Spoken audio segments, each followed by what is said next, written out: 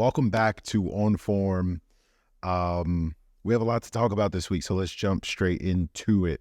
Of course, with this segment, we talk about which teams are on form right now from the week, and which teams are out of form from the week. This is a huge and very important, and I think we'll look back on this and maybe call it a season-defining week when time comes and it's time to put those ribbons on that trophy, right? So a lot of things went down. A lot of things happened. Some teams fumbled the bag.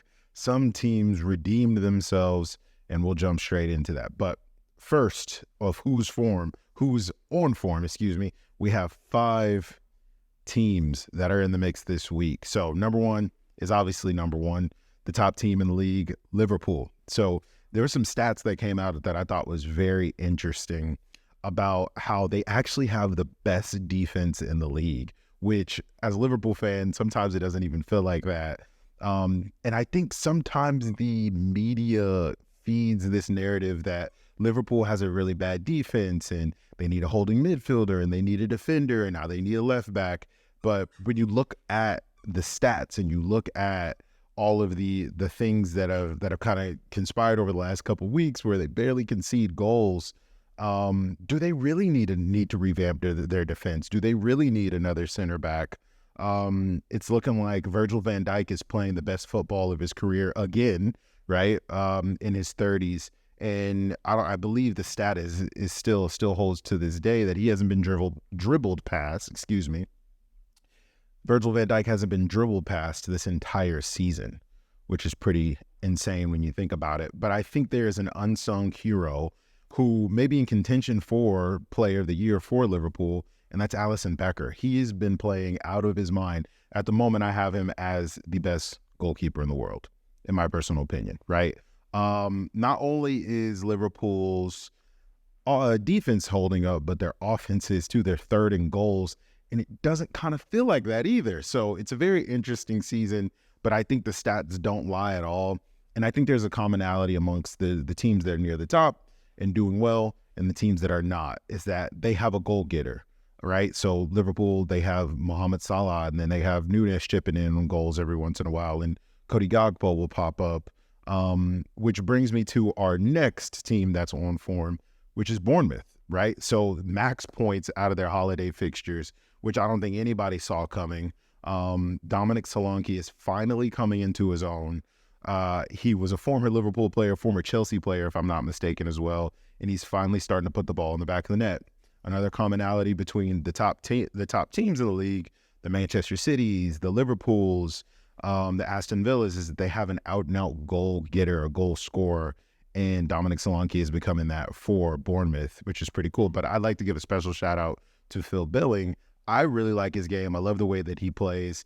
And he almost played as a striker a little bit when Dominic Solanke wasn't really firing and getting a lot of really good goals. He's tall, he's skilled, he almost has the build of a center back, but he plays in attack. But I really love his game. So huge shout out to Bournemouth this week. They are on form, that is for sure. And they're dangerous. I wouldn't want to be playing them next, honestly. Another dark horse in the on form category is Luton Town. They are doing this for their captain. Their captain just went down with a second cardiac arrest incident, and it's very sad. It's not great to see, and unfortunately, it's happening more and more in the sport. And I think there's maybe something into it, or maybe we should start wearing heart monitors when we're playing and stuff like that. If heart rates get too elevated and things like that, we look out for those things. But they're lighting it up. And they're doing it for their captain, which is really awesome, and pulling out some really exciting results. This is the team that we saw in the championship last season that made everybody, get on their feet and stay on the edge of their seat. And they're finally coming good. And I'm gonna back them to actually stay up this year and not get relegated. And our not so surprised entry into the on form category is Manchester City. What can you say? They're back. Right. I think there's something that goes into lifting a trophy. They didn't get a bunch of really good results over the past handful of weeks. A lot of draws, some unexpected losses. but I think lifting a trophy does something to a team, and getting that Super Cup trophy and becoming the best team in Europe, right? Again, and solidifying that this season, I think that does something to the players, and it takes it up to another notch. Some wonder goals scored by Phil Foden and Bernardo Silva sealed that win for him, and you can just feel that confidence is coming back in Manchester City. And I made a previous video talking about how they were at a similar stage last season, this season in terms of points, goal difference, all of that stuff. Now they're in a better spot, right, than they were last season, which does not bode well for the rest of the league, because they're in a similar season as last season, actually doing a little bit better now without Erling Haaland, without Kevin De Bruyne, who are both should be, scheduled to be coming back next month. I think the league needs to be on notice, and I'm sure Man City are going to give Liverpool a serious run for their money. But, unfortunately, I hear boss music, right? So our surprise addition into the on-form category, we have 5 this week, like I mentioned before, is West Ham. I just got done watching that Arsenal game, and it was a classic David Moyes performance. It's a classic David Moyes masterclass. Solid defensively, taking their chances when they can, capitalizing off of set pieces and second balls. Is it a surprise at all that they got a result against a very pretty Arsenal team? There was a saying back in the day that Arsenal plays all the football and Chelsea scores all the goals. And they played a very similar way as Chelsea did back in the day under Jose Mourinho, where you're very solid defensively, very solid defensive block, rows of 3, rows of 2, of 5 and 4 players, and then taking your chances on the other end, clinical finishing. So I wasn't surprised by that result at all.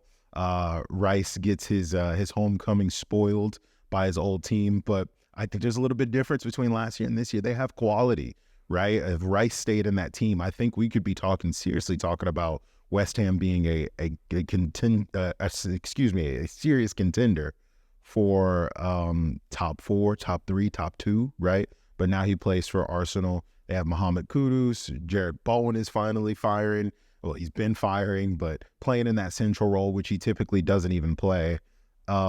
He's thriving there. And then having Lucas Paqueta, I know he just came off on injury. He doesn't look too serious because he started the game, but I think he just was like, nah, I don't want to push it any further. It looks like it might be his calf and a little bit of a hamstring, which can take some time to get to heal. But Souček was out of control. Alvarez was, my personal opinion, he was the man of the match. Completely dominated that match. They couldn't get anything past him. And I think he kind of put Saka in his pocket a little bit, him on that left-hand side over there. So it was really good to see West Ham come good and come into their own. So who's out of form? Moving into the out-of-form teams, right?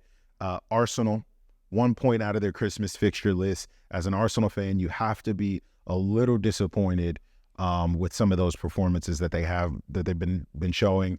I'm sure they wanted to get more out of that Liverpool game. I think they would take a point from Anfield. I think most Arsenal fans would have expected a win today against West Ham, and that didn't happen. They were beaten handily. It should have been 3-0, but that last penalty was missed.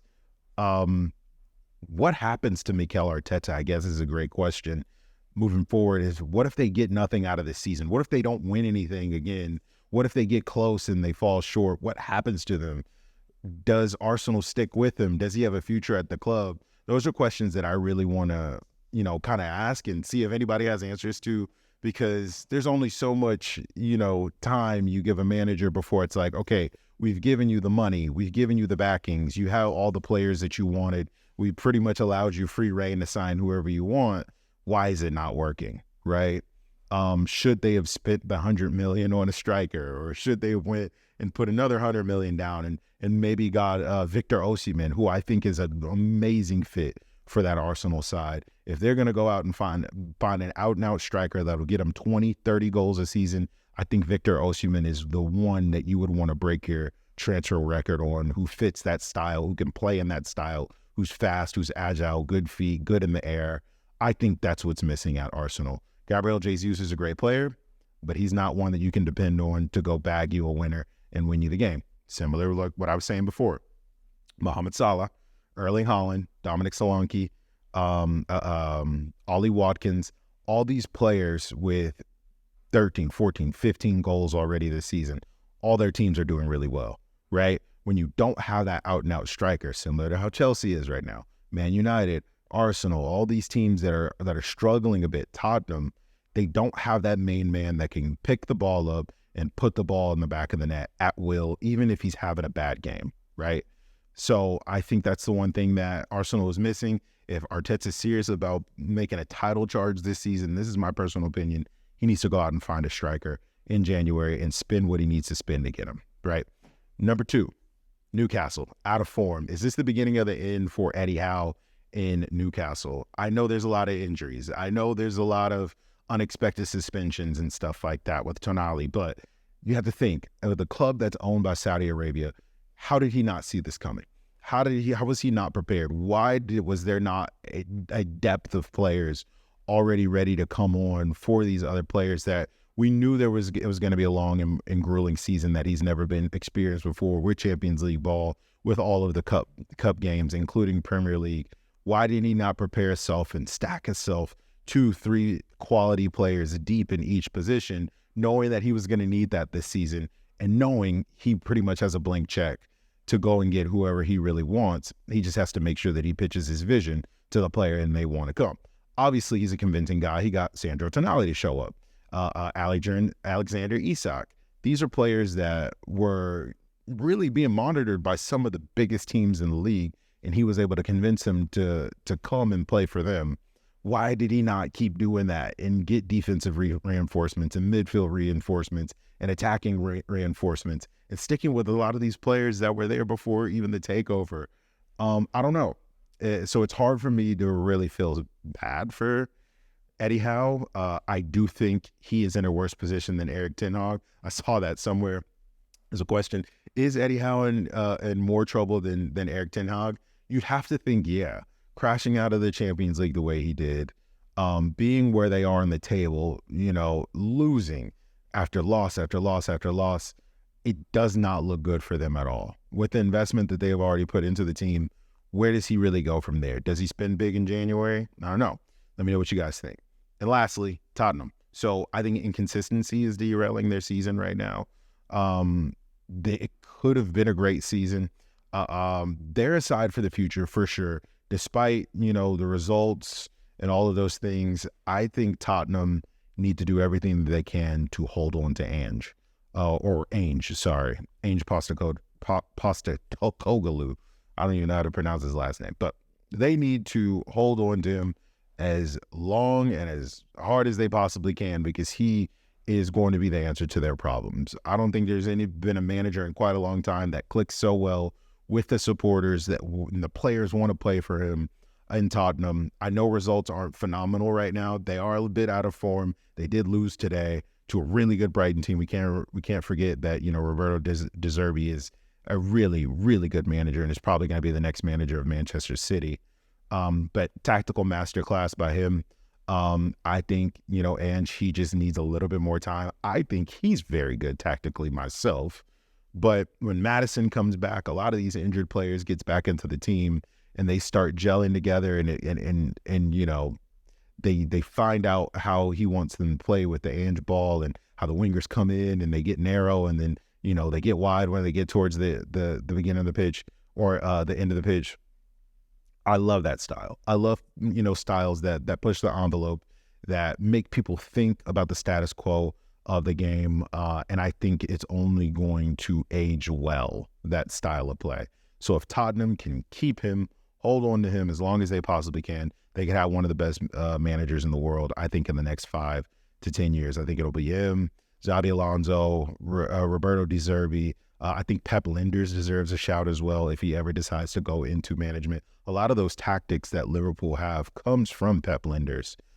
So he's an awesome tactician as well. So there are some good managers on the rise, but I think they just need a little bit of time, right? So that's our on form for this week. We got Liverpool, Bournemouth, Luton, Man City, and West Ham, and our on form teams, and our out of form teams are Arsenal, Newcastle, and Tottenham. Let us know what you guys think. Did I miss any teams? Should there have been another team in the on form? Should there have been another team in the out of form? You let us know, and we'll see you next week when the next results come out. Peace.